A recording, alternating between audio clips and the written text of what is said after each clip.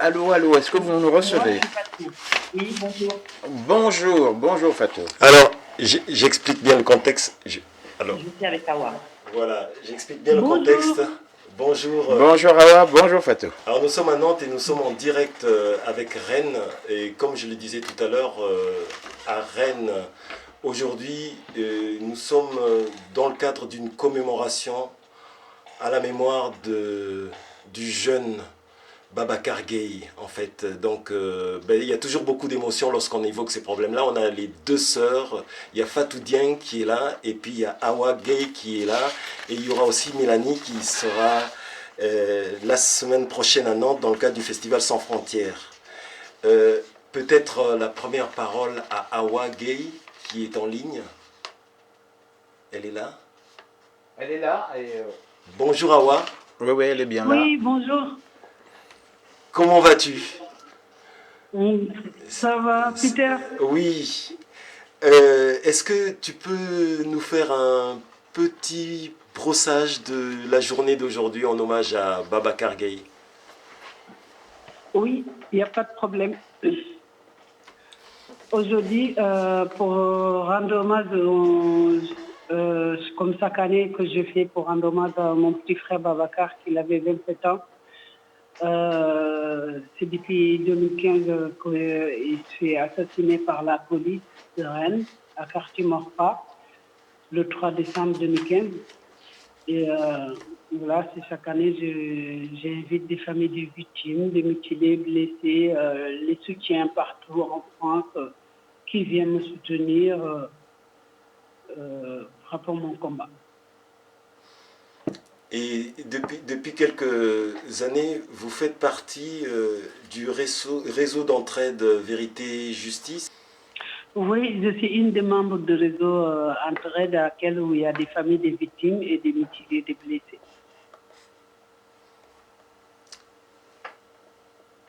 Est-ce que Fatou est à tes côtés?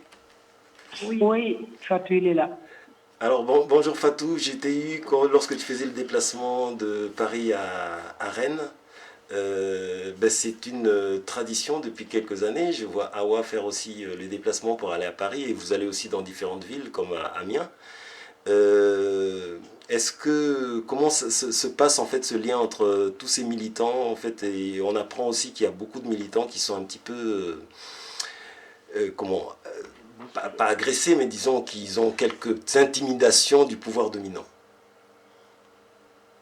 Alors, j'ai pas entendu la fin de J'ai parlé ce que des tu as dit. intimidations, de l'intimidation des militants qui sont très engagés dans la question des violences policières, des violences d'État. Au niveau de l'intimidation, il y en a toujours, hein, parce que même simplement, on peut dire que la première intimidation, ça peut être au moment où on déclare une manifestation ou un rassemblement.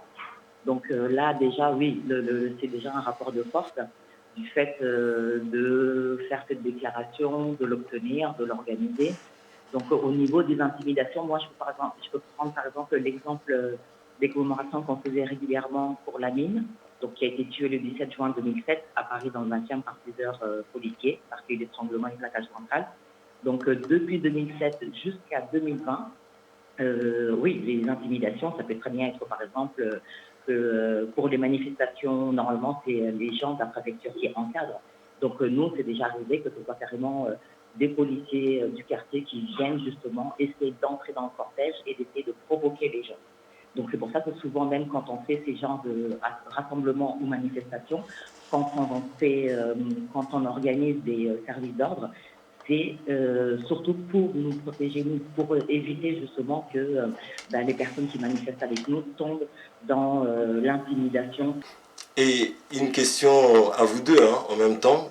Je sais que vous êtes vraiment en pleine, il y a beaucoup de monde autour de vous, mais qu'est-ce qui s'est passé entre le fait d'avoir des collectifs Lamine Dieng, collectif Babacar Gueye, et quelles sont les raisons qui ont créé cette convergence avec les mutilés, gilets jaunes et comment ça s'est passé?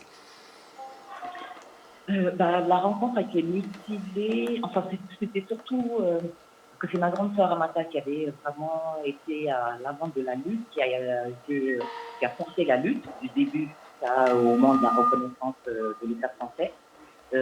Donc nous, il y a eu ce lien-là avec les blessés. Donc les blessés, notamment avec l'histoire de Joachim Gatti, qui a reçu un tir de LBD. Alors je serais incapable de me souvenir de l'année. C'était en lien avec le collectif 8 juillet. Donc il y avait déjà ce lien-là. Et après, par la suite, il y a eu l'Assemblée des blessés. Après, par la suite, il y a eu les Gilets jaunes qui sont arrivés, et notamment avec le collectif des mutilés, pour l'exemple. Donc pour nous, c'était vraiment un lien naturel et essentiel qu'il fallait faire. Parce que nous, justement, on n'a pas pu sauver la vie de nos frères, de nos maris, fils ou autres, mais on est là pour aussi prévenir et pour aussi, on va dire, peut-être protéger les vivants. Voilà, c'est-à-dire que ce qui est arrivé à nos frères, on ne souhaite pas que ça arrive à d'autres. Donc des personnes blessées, mutilées, de survivantes, c'est de notre devoir aussi de pouvoir les préserver, de prendre soin d'eux, de prendre soin de nous mutuellement. C'est ça surtout. Donc pour nous, c'est tout à fait naturel. Donc les familles endeuillées et les blessés mutilés, c'est des liens obligatoires à faire, quoi. Donc il y a tellement, voilà, il y a des liens à faire dans toutes les luttes. Parce qu'on trouve ce point commun qui est, malgré la blessure, la mutilation et l'assassinat, il y a ce point commun autour de l'injustice, autour de l'impunité.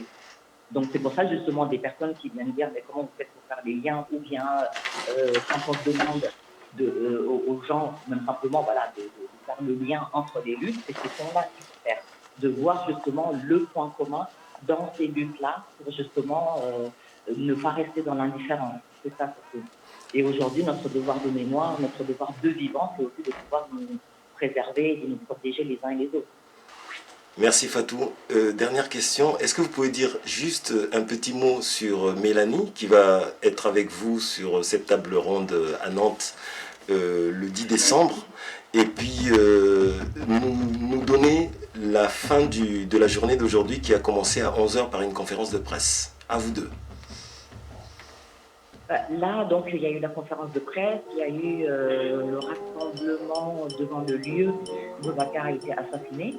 Et on a commencé cette marche à ce niveau-là jusqu'à la salle. Donc là, après, ça va continuer avec une discussion donc autour justement de ce qu'on a vécu, nous, en tant que famille de proches assassinés par l'État, et ainsi que, voilà, il y aura des discussions en tout cas autour de ça et autour de la commémoration de Boubacar, parce que c'est vrai que c'est cette journée-là qui est, on est là pour ça, quoi.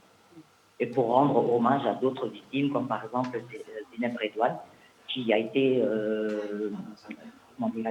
qui a reçu un tir de grenade lacrymogène le 1er décembre 2018 et elle en décède le lendemain, le 2 décembre 2018. Ok, dernier mot à Awa. Peut-être qu'elle peut nous dire quelque chose sur Mélanie, qui sera avec elle aussi sur ce plateau à Nantes le 10 décembre. Mélanie, elle est là, nous soutient aussi, comme nous on fait aussi pour eux. Donc parce que c'est important, comme Fatou il a dit, elle a tout dit Fatou, hein. C'est exactement ça, on se soutient l'un de l'autre, on ne fait pas les différences, on ne fait pas l'amalgame, on est là parce qu'on n'a pas choisi d'être comme on est aujourd'hui, mais on n'a pas choix de devoir se battre par les racismes d'État. Aujourd'hui, vous voyez comment par rapport à la commémoration pour Boubacar Gaye, les lieux où ils sont assassinés, lui, ils sont détruits, les bâtiments. Donc les bâtiments, il n'y a plus rien de tout là-bas. On est réduit sur la Rébis qui était en face du bâtiment. Voilà quoi. Du coup, oui, c'est important pour nous tant qu'il n'y a pas la justice, on continue à se battre, à réclamer des éléments importants, des questions à poser. Mais des fois, comme par rapport au cas de Boubacar, il y a beaucoup de questions que j'ai posées qu'ils ne sont pas capables de me répondre. Des questions sur les morpho-analyses des gouttes de sang, sur les balistiques, sur les pauvres matériels qui sont détruits des premières années. Sur une balle qu'on n'a pas trouvée jusqu'à là, il y a beaucoup de questions. dedans. Beaucoup de questions. Et tout ce qu'on peut vous dire, c'est force à vous, en tout cas. Merci. Votre ténacité, elle est exemplaire. Force à vous. Merci. Et on espère qu'un jour, tout ça, justement, la vérité éclatera. La vérité éclatera. Vous avez le grand bonjour de Nantes et nous sommes en studio avec Lipson et Nathalie Gbowou. Donc voilà, qui vous salue en même temps. Et merci. Merci d'avoir pensé à nous aussi. C'est naturel. Merci beaucoup. Merci à vous. Au revoir. À bientôt. Au revoir.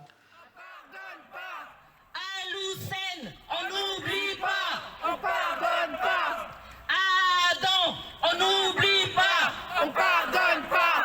Zineb, on n'oublie pas, on pardonne pas. Inès, on n'oublie pas, on pardonne pas. Maëva, on n'oublie pas, on pardonne pas. Malika, on n'oublie pas, on pardonne pas. Wissam, on n'oublie pas, on pardonne pas. Souel, on n'oublie pas, on pardonne pas. Claude Jean-Pierre, on n'oublie pas, on pardonne pas. Olivio, on n'oublie pas, on pardonne pas. Sabri, on n'oublie pas, on pardonne pas.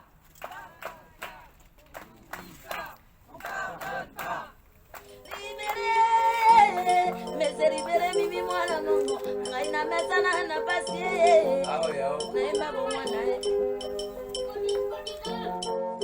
mwana Mungu aimba bomwana ngana bandaka na pasi